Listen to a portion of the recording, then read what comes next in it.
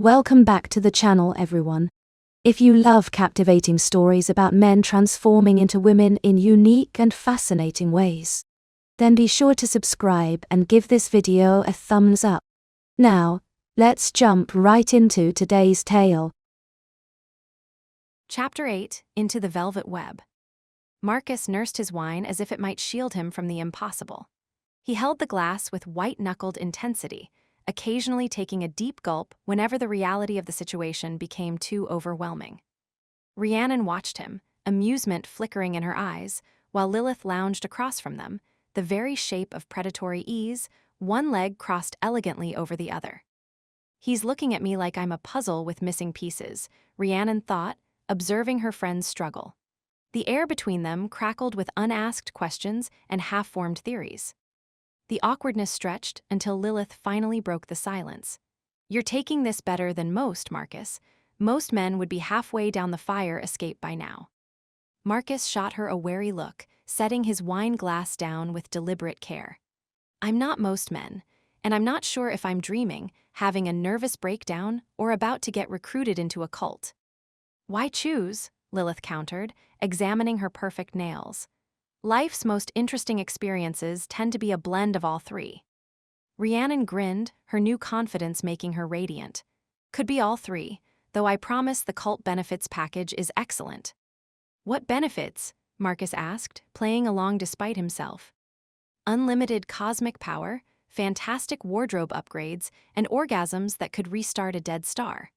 Rhiannon replied without missing a beat, delighting in the way Marcus choked on his wine. Lilith's laughter was a low purr. "Oh, darling, you have no idea how much fun you're missing." "Clearly," Marcus muttered, dabbing wine from his chin. He shifted in his seat, eyes darting between them. "I'm still not convinced this isn't some elaborate practical joke. Any minute now, a camera crew is going to jump out." "If only reality were that simple," Rhiannon sighed dramatically. Marcus ran a hand through his hair, eyes locked on Rhiannon.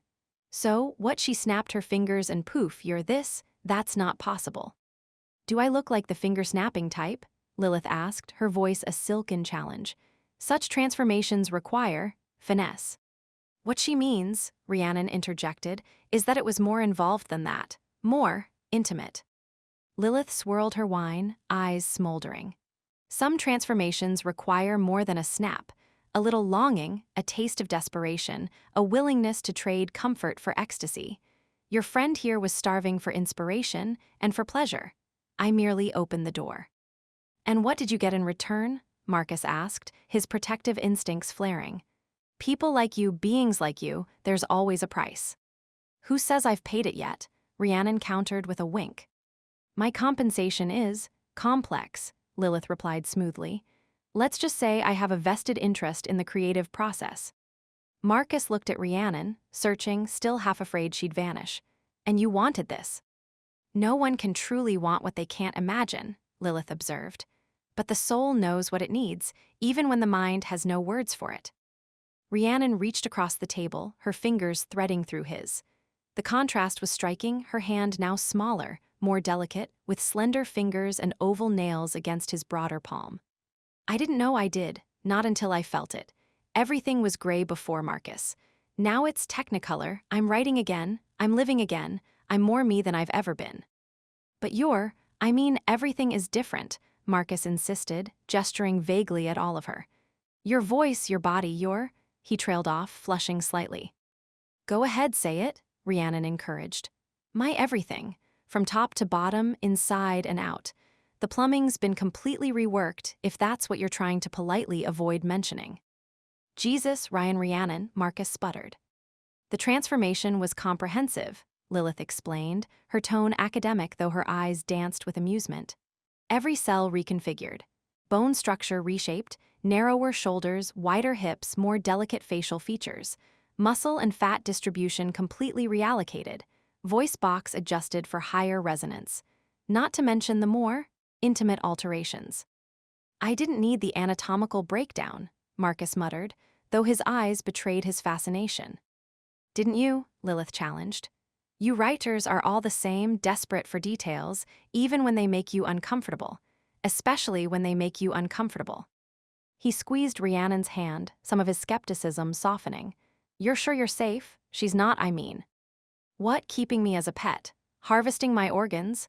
Using me as bait for unsuspecting men?" Rhiannon suggested, enjoying his discomfort perhaps a bit too much. Lilith leaned forward, eyes glinting. "You're worried I might devour her soul? I assure you, Marcus, she's devouring life. But if you're so concerned, why not see for yourself?" "See for myself," Marcus echoed. "What does that mean exactly?" Rhiannon's smile turned sly. "You could come out with us tonight, see the world I've been living in. If you hate it, you can bail, and you'll have a hell of a story to tell your therapist."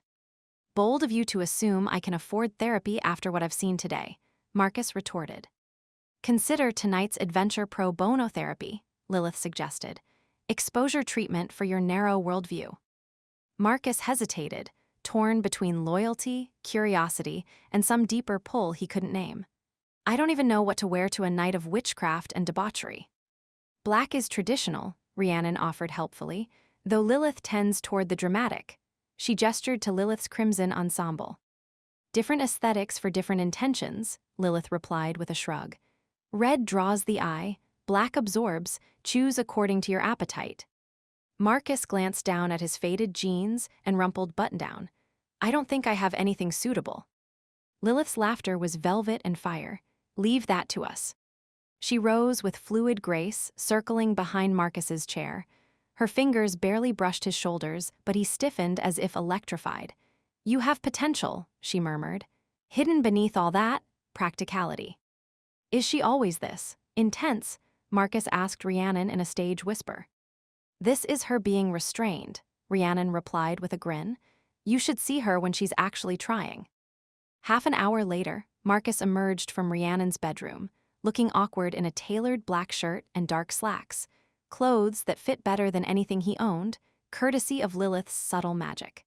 The shirt accentuated his shoulders in a way his usual rumpled attire never did, and the pants hung perfectly, as if measured by a master tailor.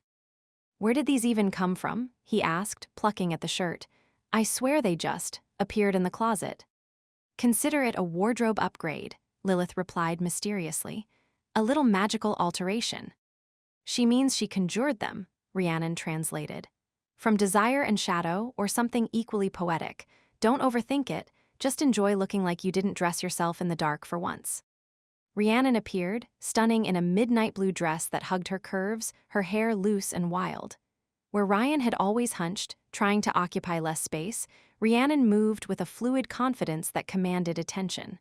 Her makeup was subtle but effective, eyes smoky, lips glossed to a shine that caught the light.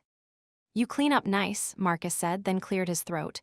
"I mean, you look good." "You mean I look nothing like the friend you remember," Rhiannon corrected, but her tone was gentle. "It's okay to say it, I know it's strange." "Strange doesn't begin to cover it," Marcus replied. "But yes, you look incredible." Lilith, of course, was a vision in crimson, her presence a siren's call. Her dress seemed to shimmer with its own inner light, clinging to her form like it was painted on. "Shall we?" she purred, extending a hand to each of them.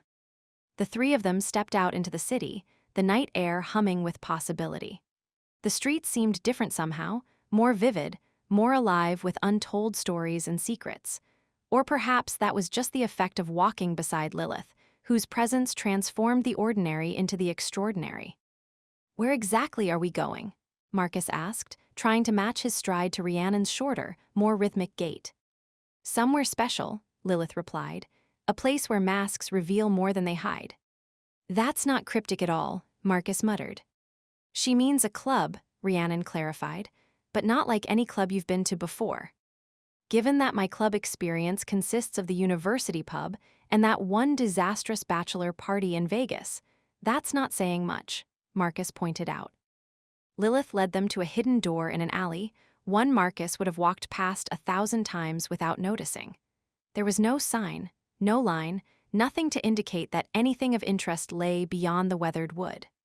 Only a small silver crescent moon, barely visible in the dim light, marked it as anything other than a service entrance.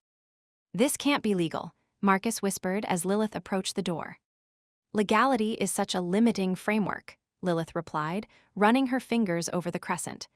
The door swung open silently, revealing a spiral staircase leading down. Some experiences transcend human law. Inside, music, silk masks, and candlelight. The club was alive with sensuality, laughter, and the illicit thrill of secrets. The space seemed impossibly large for the building that contained it, a vast chamber with high ceilings draped in flowing fabrics, booths nestled in shadowy alcoves, and a dance floor that pulsed with energy. Masked figures moved through the space, some dancing, some watching, all exuding an air of deliberate mystery.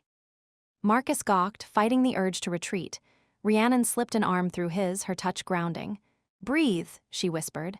"You're safe." "Am I?" he asked, his voice barely audible over the music. "This place feels, I don't know, like it exists outside of reality." "All the best places do," Rhiannon replied. "That's why we seek them out." He managed a nod, his eyes darting from masked dancers to couples entwined in shadowy nooks. "Everyone's wearing masks," he observed. "Part of the charm," Lilith said, appearing beside them with 3 masks in hand, one crimson to match her dress, one midnight blue for Rhiannon, and one obsidian black for Marcus. "Identity is fluid here. The mask gives permission to explore."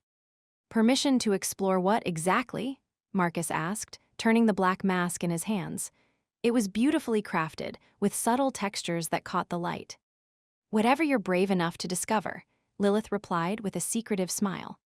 Lilith guided them to a table in a secluded alcove that somehow provided both privacy and an excellent view of the club.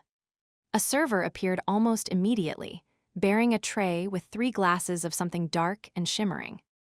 "I didn't order anything," Marcus protested as a glass was placed before him. "The house knows what you desire better than you do," Lilith explained, raising her glass. "Trust it." "That's not reassuring," Marcus muttered, but he cautiously sipped the drink.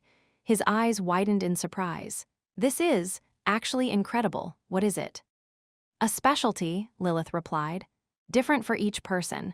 It tastes of your deepest, most secret cravings." "That explains why mine tastes like bestseller status and critical acclaim," Rhiannon quipped, taking another sip. "Lesson 1, Marcus. Desire is the oldest magic," Lilith continued, her voice dropping to an intimate register that somehow carried perfectly despite the music. "Everyone here wants something. Some want to be seen, some want to hide. The trick is knowing which is which."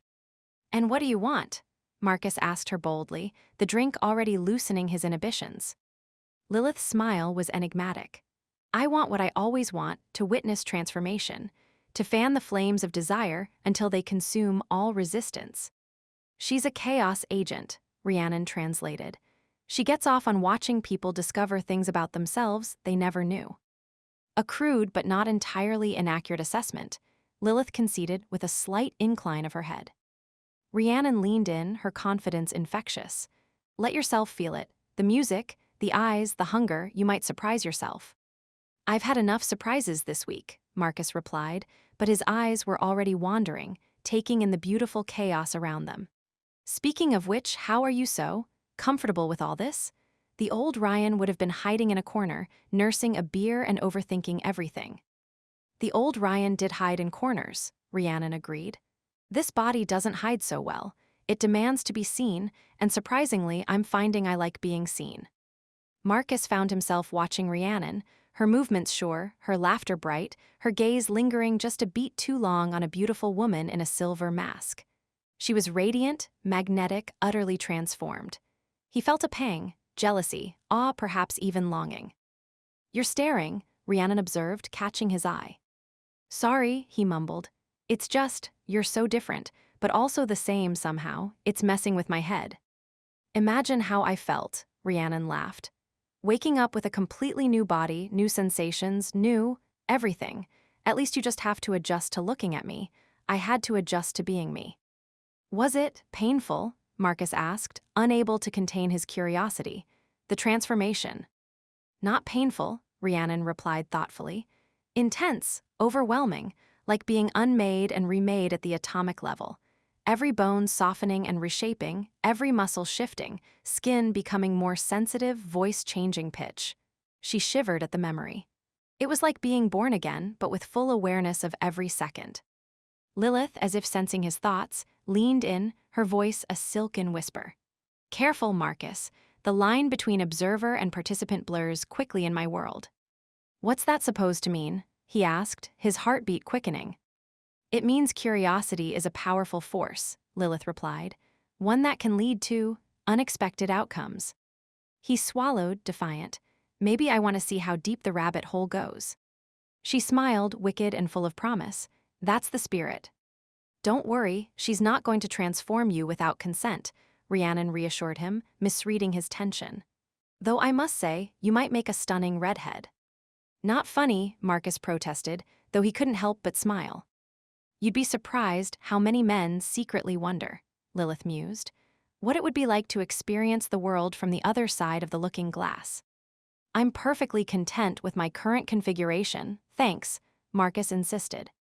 Pity, Lilith sighed dramatically, you have such potential. As the night deepened, the music shifted to something slower, more hypnotic. Couples and trios moved onto the dance floor, bodies swaying in intimate synchronicity. Rhiannon stood, extending a hand to Marcus. Dance with me. I don't really dance, he protested weakly. Neither did Ryan, she replied with a smile. But Rhiannon does, and quite well if I may say so myself. Reluctantly, he allowed himself to be pulled to his feet. Just don't expect much. My dance moves are limited to awkward swaying and occasional head nodding. I'll lead, Rhiannon promised, guiding him toward the dance floor. At first, he stumbled, awkward and self-conscious, trying to maintain a polite distance. But Rhiannon held him close, guiding him with the confidence of someone who had finally learned to command her own desire. Her body moved with fluid grace, each step sure and purposeful. How are you so good at this already? Marcus asked, trying not to step on her toes. You've only been like this for a week. Some things just come naturally in this body, Rhiannon replied. Like the way it moves to music, the way it responds to rhythm. It's like this form was designed for pleasure and expression in ways Ryan's never was. I'm still me, she whispered, her lips brushing his ear. But I'm more too. Don't be afraid, Marcus. Let yourself want. Want what? He asked, his voice barely audible. Whatever calls to you, she replied. The forbidden, the unknown, the path not taken. For the first time, he did. He let go, if only for a moment, swept up in the current of music, longing, and Rhiannon's blazing, fearless new self. His movements became less mechanical, more fluid, as if some of her newfound grace had transferred to him through their connection. And in the shadows, Lilith watched, eyes aglow, as two souls began to awaken to all the things they'd never dared to dream. Beautiful, she murmured to herself, raising her glass in a silent toast. The first domino falls.